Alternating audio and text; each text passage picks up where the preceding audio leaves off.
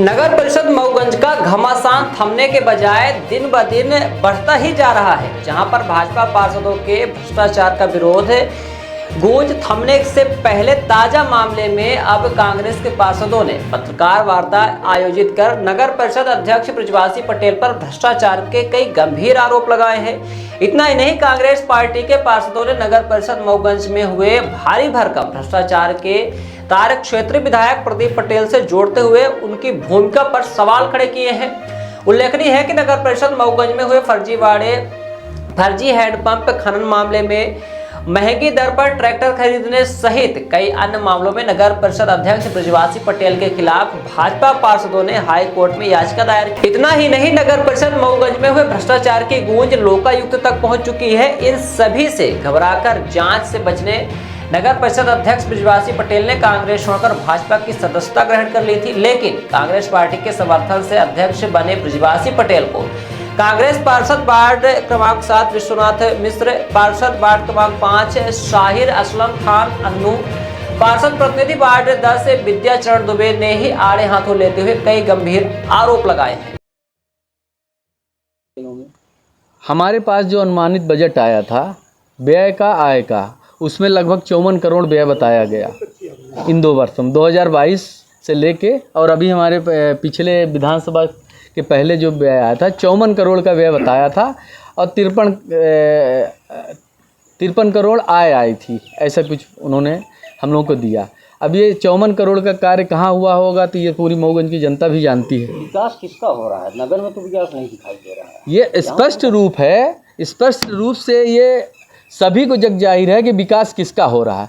मुझे तो लगता है हमें कोई शर्म नहीं है इस बात को कहने के लिए कि ऐसा अध्यक्ष जो हमारे आदरणीय विशु दादा ने कहा, ऐसा अध्यक्ष हम लोगों ने कभी पाया ही नहीं।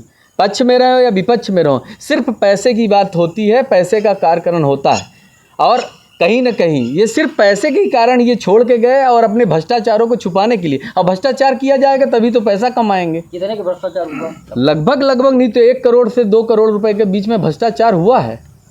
अगर 54 करोड़ रुपए का काम हुआ, उसमें 1 करोड़ 2 करोड़ का भ्रष्टाचार अगर नहीं हुआ तो मैं तो मान ही नहीं सकता। अगर इसकी निष्पक्ष जांच हो तो सामने सब आ जाएगा। जमीन के मुद्दे के लेके बात की जा सकती। कापी आप देखिए, इसको आप कापी भी लीजिए। ये परिषद की मीटिंग का एक प्रति है जो हमको मिला था। इसमें साफ इन ठेकेदारों को ब्लैक लिस्टेड 15 दिन के अंदर किया जाएगा और इनका कार्य को निरस्त किया जाएगा। इसमें निरस्त किया गया है, फिर भी यहाँ के अधिकारीगण और अध्यक्ष जी के मुख आदेश से वो ठेकेदार आज भी कार्य कर रहे हैं, जिनको निरस्त कर दिया गया, ब्लैक लिस्टेड कार्रवाई के लिए दिया गया था। तो आप सोच सकिए, जब परिषद का कोई मीटिंग का मतलब नहीं तो परिषद की मीटिंग रखना उचित नहीं है और कलेक्टर साहब को इसको संज्ञान लेना चाहिए। क्या है कि ज़मीन वार्ड नंबर 10 में एक रोड बनाई जा रही है। हमको बात पता लगा कि अशोक पटेल नाम के कोई व्यक्ति ने उस ज़मीन खरीदा है और कितने लोग उसमें शामिल हैं इसकी पूरी जानकारी नहीं है। लेकिन जहाँ रोड बननी चाहिए, जहाँ पब्लिक है वहाँ रोड बननी चाहिए। जहाँ पब्लिक नहीं, मात्र क्या कहते हैं इनको, माफियाओं को, माफिया जहाँ राज है, माफियाओं भू माफिया क्यों उस चक्कर में आके पूरी प्रशासन उस ज़मीन को रोड बनवाने में लग गया। यहाँ चाहिए वास्तविक पब्लिक है, जनता है, वहाँ किसी को दिख नहीं रहा है कि हाँ क्या व्यवस्था है।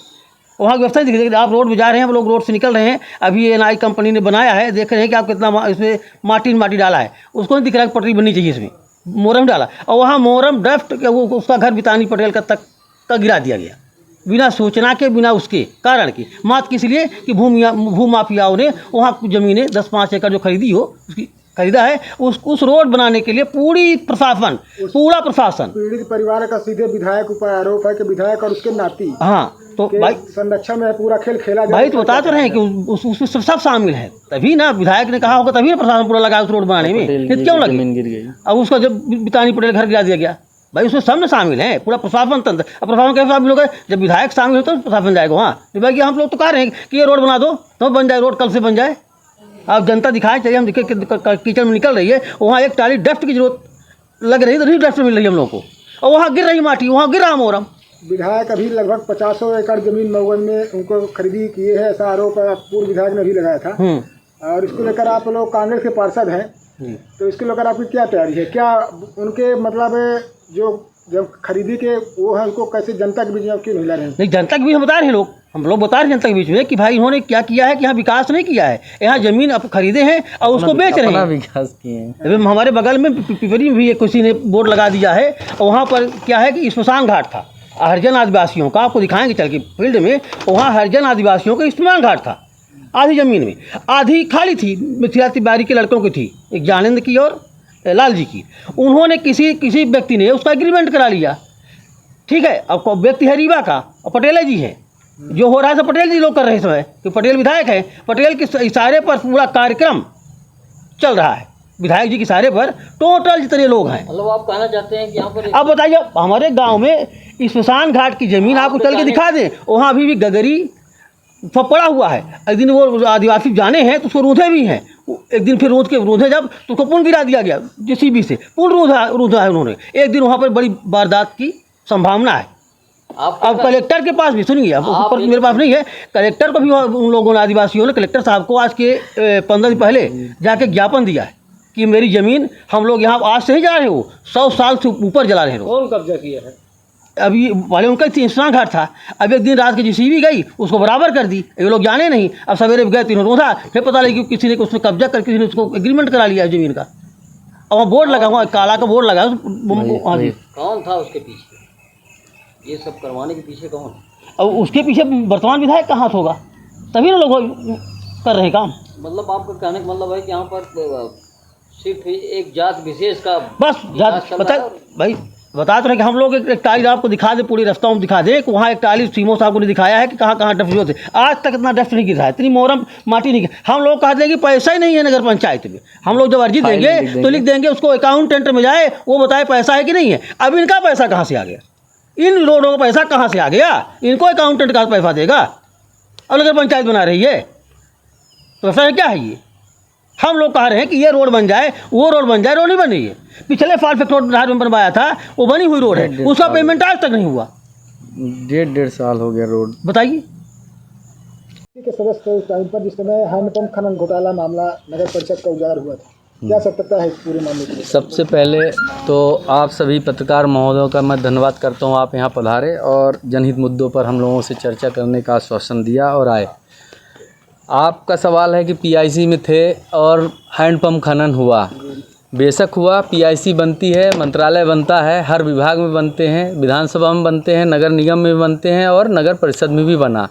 हम लोगों ने जनहित मुद्दों के लिए हैंडपंप खनन का प्रस्ताव रखा था, लेकिन इन्होंने अपने PIC मार्गदर्शन में हम लोगों से दस्तखत करवाते थे, इसके बाद वो कब बंद करते थे, क्या करते थे, इसके बाद प्रक्रिया में उन्होंने सम्मिलित करके ये सारी चीज़ करी और खनन का भुगतान कराया। भुगतान करने की प्रक्रिया आपको भी विदित है कि ये अध्यक्ष के पास पावर होता है वित्तीय भुगतान करने का, उस पर तो हम लोगों का कोई अधिकार है नहीं। हम लोग तो सिर्फ समर्थन दे सकते हैं कि हाँ ये चीज़ होनी चाहिए, ये चीज़ ज़रूरी है। तो उन्होंने क्या प्रक्रिया करी और हैंडपंप में क्या मुद्दे हैं वो मैं आपको हाई कोर्ट और उसकी प्रतियां भी दे दूंगा, जिनमें उनके भाजपा के ही पार्षदों ने लगाया हुआ है लोकायुक्त में, उसकी कार्रवाई चल रही है, उनका परिणाम मिलेगा। आरोप लगा था कि सभी तात्कालिक जो पार्षद है सभी को उसमें बंटवारा हुआ, हिस्सा बंटवारा, सभी ने पैसा लिया उसे। मैं आपसे क्या कह रहा हूँ, तो आरोप तो अभी खंडन किए हमारे दादा विश्व दादा ने कि आरोप तो उन्होंने लगाया कि कर्मचारियों के नियमितकरण में भी पैसा लिया सबने, जबकि विदित है कि उन्होंने कर्मचारियों का जो पैसा लिया उनके आदेशानुसार उन्होंने कहा कि फलाने जगह रख दीजिए, रखने का आरोप जरूर झेल गए दादा, लेकिन इसके बाद उन्होंने पैसे नहीं दिए। आपको बताए ही कि पैसा कैसे उनको बेचारे कर्मचारियों को वापस किया गया। तो ये ईमानदारी है कि हमारे 4 पार्षदों का अगर जो भी पैसा उन्होंने वापस करके अपना किनारा किया, आरोप उनके ऊपर है, वो पैसा वापस करें, और ये तो प्रूव कर दिए कि उन्होंने पैसा खाया है। ये PIC की जो बैठक होती है उसमें कार्रवाई रजिस्टर होता है जी, तो वो खुला रहता है कि उस समय बंद हो जाता है, क्लोज कर देते हैं? बिल्कुल नियम ये है कि PIC या परिषद की मीटिंग जब होती है उसमें कार्रवाई होने के बाद नीचे CMO हस्ताक्षर करे, अध्यक्ष वो करे और इसके बाद उसकी प्रतियां एक एक मेंबर को हाथ में दिया जाए। लेकिन यहाँ पे कोई भी मीटिंग में कोई प्रक्रिया नियम का लागू नहीं किया जाता है। अभी परसों नरसों जो मीटिंग हमारी परिषद की हुई थी उसमें कई मुद्दे ऐसे थे जिस पे हमारे सारे पार्षदों ने, हमारे विपक्ष के पार्षदों ने भी हमारी सहमत के साथ चाहे कोई भी मुद्दा रहा हो, वो मुद्दे अभी आपसे हम चर्चा करेंगे। चाहे फायर ब्रिगेड का मुद्दा रहा हो, चाहे स्कूलों में शौचालय बनाने का मुद्दा रहा हो, चाहे शॉपिंग कॉम्प्लेक्स में लोगों को दुकानें देने की बात रही हो, या फायर ब्रिगेड खरीद कर उसमें कर्मचारियाँ भर्ती करने को हो, चाहे KNK कंपनी को हम लोगों ने परिषद में NOC निरस्त करने के बाद भी उसको बिना परमिट के उसको सामान खरीद कर फिर लोगों के वार्डों में काम कराया जाए, ये सारी चीज़ें हम लोगों ने परिषद में ससम्मान भाजपा पार्षदों के साथ निरस्त किया, विरोध किया। इसके बाद जो आपकी प्रक्रिया, आपने जो सवाल उठाया उस पर कार्रवाई रजिस्टर पे उसको क्लोज नहीं किया गया, अभी तक किसी को प्रतियां नहीं मिली है। ये एक भ्रष्टाचार का मूल रूपक है।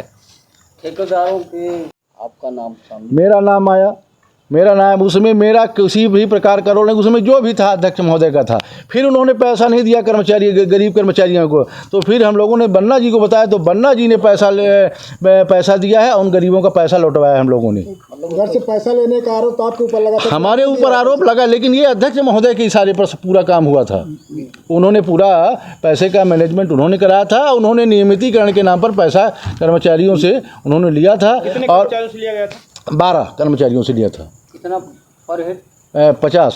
ये उनके आदेश पे, और उनके आदेश से सब हुआ था, उन्होंने लिखित में हाँ, प्रमाणित भी है। और सब जो है तो पूरी तरह से जो है तो इन्होंने फिर नगर परिषद में अब तक का ये सबसे बड़ी बात है कि कर्मचारियों नियुक्ति के लिए पैसा लिया गया, नियमितीकरण के लिए इतने बड़े राशि में। हाँ, तो इस तरह से। और मैं तो ये कहता हूँ कि अध्यक्ष महोदय को अगर ऐसा लगता है तो हाँ, हम लोगों ने वोट दिया था, हम लोगों का वोट लौटा दें, वो इस्तीफा दे दें, और फिर भारतीय जनता पार्टी के 9, 2, 11 पार्षद हो गए हैं, तो हम लोगों का एहसान, तो हम लोगों का एहसान भी खत्म हो जाएगा।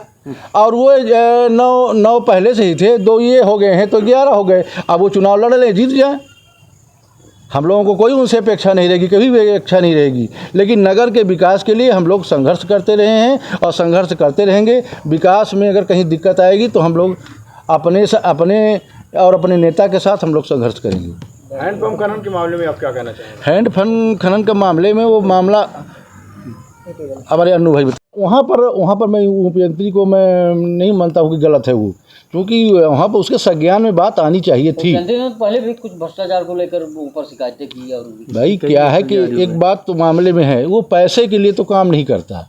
पैसे के लिए कि ये कह दे कि पैसे के दबाव में पैसा कमाने के लिए वो काम नहीं करता।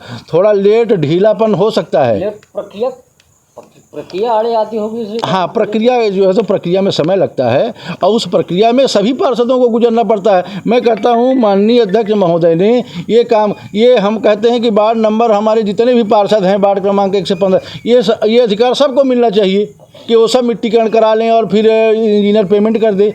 इस काम तो सबके वार्ड में न है, वहीं पर क्या दिक्कत थी?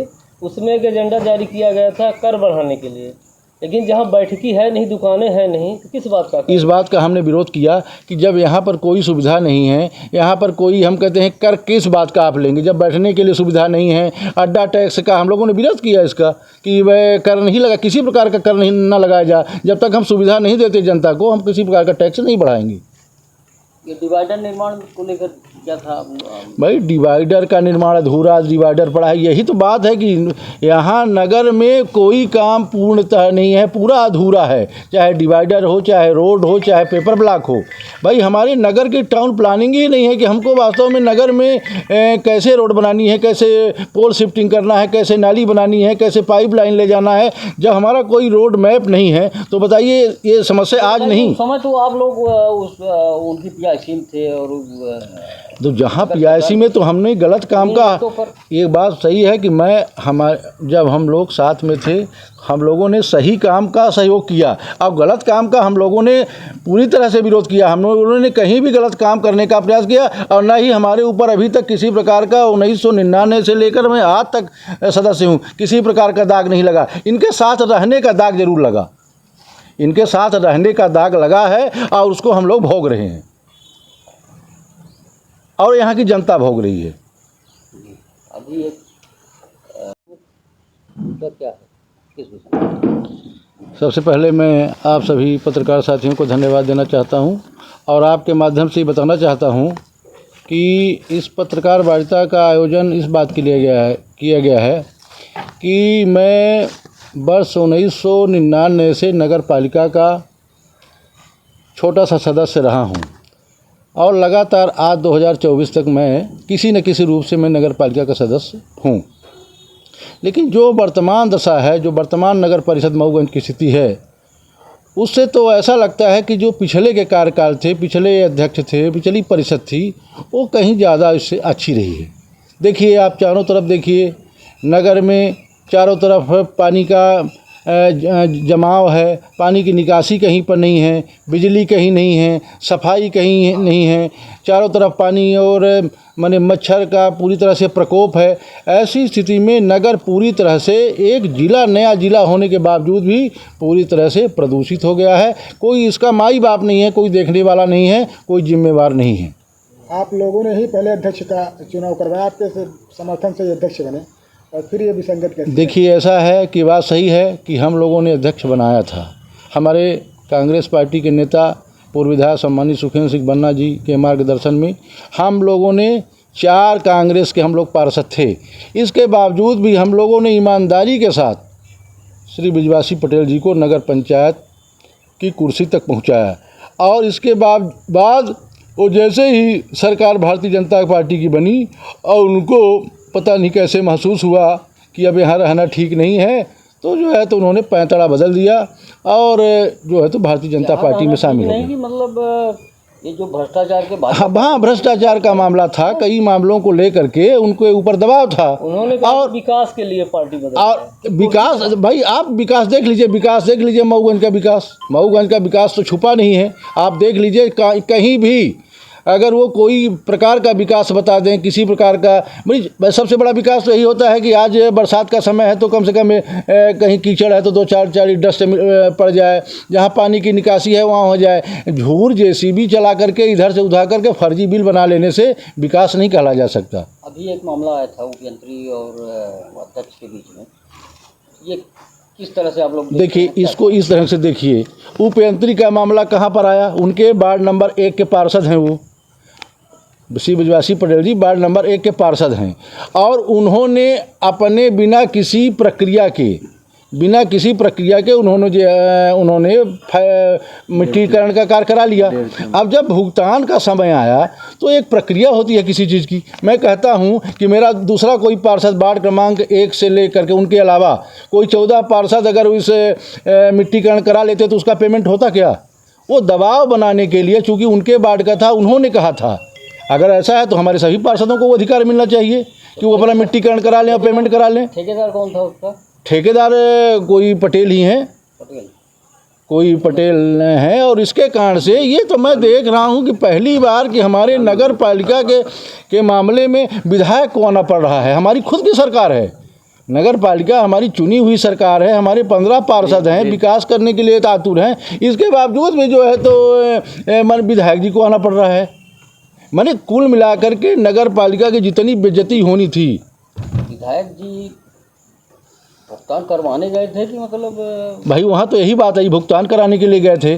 तो मैं कहता हूँ कि एक प्रक्रिया होती है नगर पालिका में, परंतु लोग प्रस्ताव करते हैं, आवेदन देते हैं, उसका ये टेंडर होता है, उस टेंडर के तहत जिसको काम मिलता है वो काम करता है।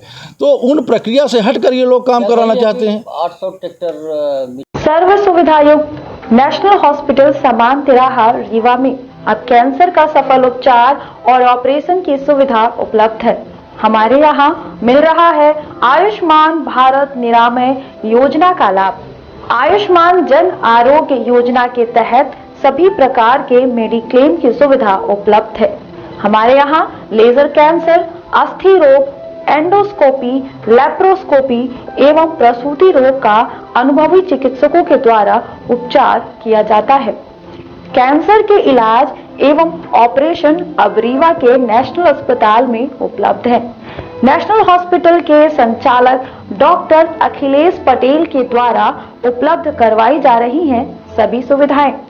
आयुष्मान से संबंधित किसी भी प्रकार की जानकारी के लिए संपर्क करें मोबाइल नंबर 9691288560 पर या फिर संपर्क करें 7566831551 पर। हमारा पता है नेशनल हॉस्पिटल समान तिराहा रीवा। संपर्क करें 07662 359974 पर या फिर संपर्क करें 8602885990 पर।